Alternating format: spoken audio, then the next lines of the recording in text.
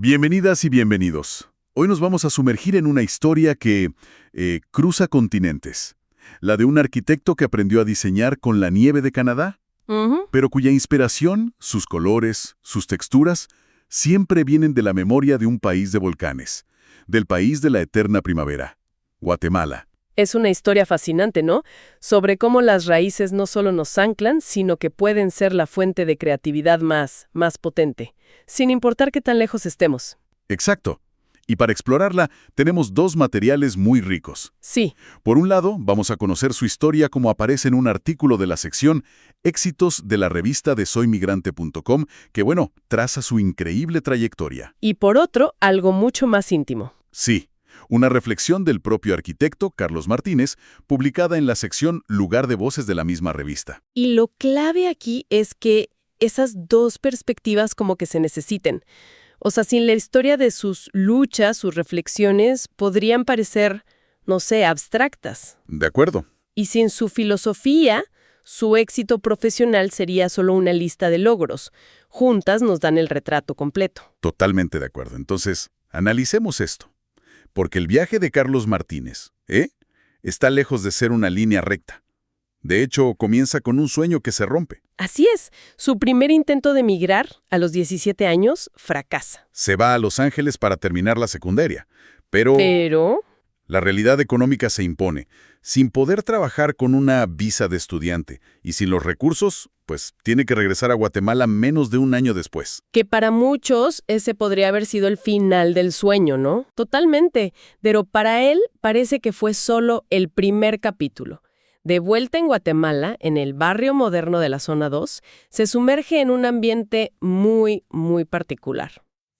El artículo nos cuenta que su familia era una familia de artistas. Cierto, sus hermanos fundaron el conocido grupo musical Caoba, pero la vocación de Carlos no era auditiva, era visual.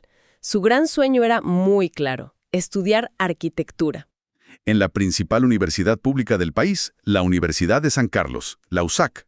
Exacto, pero justo cuando estaba por alcanzarlo, el país entero se convulsionó. Y aquí es donde la historia personal choca de frente con la historia de un país. Estamos hablando de los años 70. Una época complicadísima.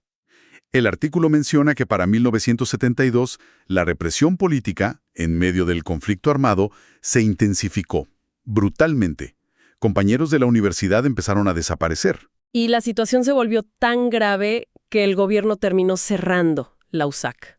Hay que detenerse a pensar en el impacto de eso. O sea, para miles de jóvenes como él, no era solo una pausa, era la anulación de su futuro. Claro, el espacio donde construías tus sueños se convirtió en un lugar de peligro y luego simplemente dejó de existir. Es en ese vacío, en esa incertidumbre, que un amigo le mencionó una posibilidad. Montreal, Canadá. Montreal. Una oportunidad que sonaba casi mágica, ¿no? Trabajo, estudio, un nuevo comienzo. Pero la realidad fue, otra vez, un golpe. Él tiene una frase buenísima para describirlo. Así es maravillosa. Dice que llegó en septiembre y al poco tiempo a este pajarito tropical se le congelaron las plumas. Es una imagen poderosísima. El choque fue total. Y no solo el frío extremo, sino las barreras invisibles. A ver, No hablaba francés, el idioma de Montreal. Su inglés era básico. Y su título de bachiller no era reconocido. ¿y su primer trabajo? No fue en un estudio de diseño, para nada. Fue en una fábrica cargando camiones en el frío. ¡Qué fuerte! Me cuesta imaginar la fortaleza mental que se necesita para no abandonar en ese punto. Pasar de soñar con diseñar edificios a cargar cajas en un idioma que no entiendes. Y a temperaturas bajo cero. Exacto. Y es aquí donde una de sus reflexiones posteriores de ese artículo más personal cobra un sentido increíble. Él escribe, el silencio, si lo escuchamos, puede transformarse en música. ¡Wow! Uno puede imaginarlo, en esos momentos, en la monotonía de la fábrica o en la soledad del migrante, encontrando una especie de música interior, ¿no? Una melodía de perseverancia para no rendirse. Y no se rindió. Pasaron casi 2 años de trámites, de trabajos agotadores, antes de que siquiera pudiera aplicar a la Universidad de Montreal. Y justo ahí, se enfrenta a la prueba más grande. El gran dilema. Ya había conseguido un buen trabajo en una compañía alemana que fabricaba piezas para satélites. Un trabajo estable, técnico. Muy estable. Y le ofrecían incluso enviarlo a capacitarse a Alemania. Era el camino seguro, el pragmatismo frente a la pasión. Espera, le ofrecen estabilidad, un futuro claro en Europa. Y lo rechaza para seguir persiguiendo un sueño que, hasta ese momento, solo le había traído dificultades. Increíble, ¿verdad? Muchísima gente habría tomado el camino seguro. ¿Qué lo impulsó a arriesgarlo todo en ese último intento? Yo creo que el artículo sugiere que su sueño no era negociable. Era parte de su identidad. Era la razón por la que había soportado todo lo anterior. Así que hizo un último intento. Aplicó a la universidad y fue aceptado. contra todo pronóstico, fue aceptado. Ahora, ser aceptado es una cosa. Pero, ¿cómo se estudia una carrera tan técnica como arquitectura en un francés que apenas dominas? El artículo dice que su motivación dejaba perplejos a profesores y compañeros. Y además, tenía que seguir trabajando para pagarse los estudios. Aquí es donde aparece una figura clave. Un profesor que vio algo en él. Sí. Y le consiguió un trabajo en un proyecto que le cambiaría la vida. La recuperación de áreas naturales afectadas por represas en el norte de Quebec. Ahí es donde todo encaja. En ese proyecto, rodeado de biólogos, de ecologistas, en medio de la naturaleza canadiense, descubre su verdadera vocación. No eran tanto los edificios, no, era el espacio entre ellos. ¡Exacto! Descubre la arquitectura paisajista, que no es solo poner árboles bonitos en un parque, ¿eh? Es una disciplina complejísima que combina arte, ecología, sociología. Y fue ahí entonces que su amor por la naturaleza guatemalteca, esa del país de la eterna primavera, encontró por fin un lenguaje profesional para expresarse. Totalmente. Y su mentor en ese proyecto, Pierre Bourque, resultó ser una figura fundamental. Con el tiempo, Bourque se convirtió en director del famosísimo Jardín Botánico de Montreal y años después en alcalde de la ciudad. Vaya conexión, esa fue su puerta de entrada. ¿Y qué entrada? Su primer gran proyecto fueron las Florealias, una exposición internacional de floricultura. Y aquí sucede algo que parece de película. ¿Qué pasó? La barrera que antes era su idioma, el español, se convierte en su mayor ventaja. Le encargan ser el enlace con todos los países hispanohablantes. Increíble. El evento fue un éxito rotundo y, aunque el trabajo era temporal, su desempeño le abrió las puertas del servicio de parques de la ciudad de Montreal. A partir de ahí su carrera despega. Se dedica a diseñar parques, áreas verdes, pistas de bicicleta, a tejer la naturaleza dentro del tejido urbano. Y llega a su obra cumbre, la que él mismo considera la más importante. La reestructuración y consolidación del Jardín Botánico de Montreal. Que estamos hablando de uno de los más importantes del mundo. Un espacio inmenso de 73 hectáreas. Incluso ganó un premio en Canadá por el diseño del invernadero de orquídeas. Es el cierre de un círculo perfecto, ¿no te parece?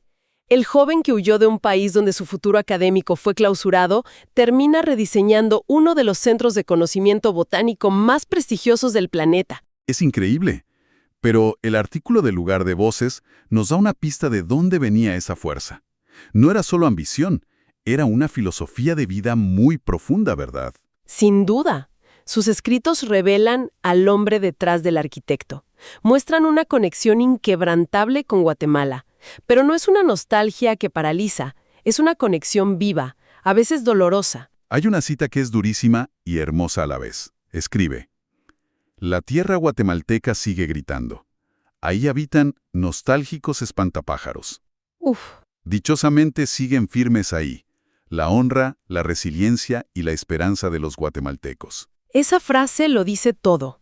Reconoce el dolor, la historia difícil, los espantapájaros, pero al mismo tiempo ve la resiliencia y la esperanza como las fuerzas que permanecen. No es una visión idealizada. Para nada. Es una mirada que abraza la complejidad de su tierra. Él no dejó Guatemala atrás. La lleva consigo, con sus luces y sus sombras. Y después de ver cómo se aferró a su sueño y cómo su tierra sigue tan presente, me pregunto, ¿cómo se manifiesta eso en su trabajo? O sea, ¿es algo literal, como la flora de Guatemala en Montreal, o es algo más sutil? Yo creo que es más lo segundo, es algo mucho más profundo. Se refleja en su filosofía central, que él resume en otra frase de su artículo. A ver. Dice, lo que más importa es lo que nos une entre seres humanos y la naturaleza. Y eso lo conecta todo. Su profesión, la arquitectura paisajista, no es solo un trabajo, es la materialización de esa filosofía. Exactamente. No se trata solo de crear espacios verdes que se vean bonitos. ¿No? Se trata de fomentar una conexión fundamental. Su trabajo es crear lugares donde esa unión entre la humanidad y la naturaleza pueda ocurrir, pueda sentirse. Su identidad no se diluyó en Canadá, se expandió. Encontró un lenguaje universal para expresar el amor por la naturaleza que nació en Guatemala. La historia de Carlos Martínez es entonces la de un sueño que se negó a morir, que atravesó barreras de idioma, de economía, de cultura, de clima. Es un testimonio increíble del poder de la perseverancia. Y de cómo las raíces, bien cuidadas, pueden florecer y dar frutos en cualquier tierra. Esto nos deja con una reflexión final, ¿no? Sí. ¿De qué manera el lugar que dejamos atrás sigue dibujando el paisaje de nuestra mente y de nuestro trabajo, sin importar cuán lejos vayamos? La obra de Carlos Martínez sugiere que ese paisaje interior es la fuente más profunda de creatividad. Gracias por acompañarnos. Este relato lleno de sabor, perseverancia, trabajo y sobre todo muchísimo amor proviene de la revista de soymigrante.com, donde reconocemos las voces y los caminos de los guatemaltecos dentro y fuera de Guatemala. Invitamos a la audiencia a buscar estos artículos para ver las imágenes y leerlos completos, para comprobar cómo cada guatemalteco cuenta y cuenta mucho. Pero nuestra misión va más allá de contar historias. A través de Mercado, nuestro espacio de productos hechos a mano, empoderamos a artesanos en Guatemala con productos que preservan la tradición, abren oportunidades económicas y contribuyen a reducir la migración forzada. Se puede apoyar esta visión eligiendo lo hecho a mano en el mercado de soymigrante.com. Gracias por la atención y hasta la próxima gran historia.